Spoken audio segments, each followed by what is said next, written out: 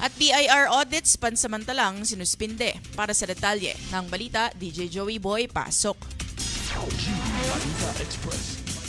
Para protektahan ang karapatan ng mga nagbabayad ng buwis, pansamantalang sinuspinde ng Bureau of Internal Revenue o BIR ang lahat ng field audit operations.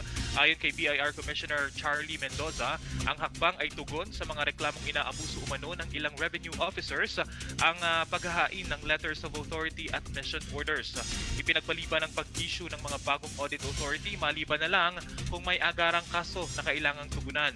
Layunin nitong mabawi ang tiwala ng publiko at disiplinahin ang mga tiwaling tauhan habang sinusuri ang proseso.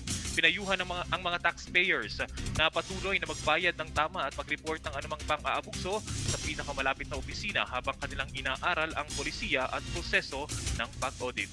Para sa GV Balita Express, ito si DJ Joey Boy sa GV 99.9, Your Good Vibes.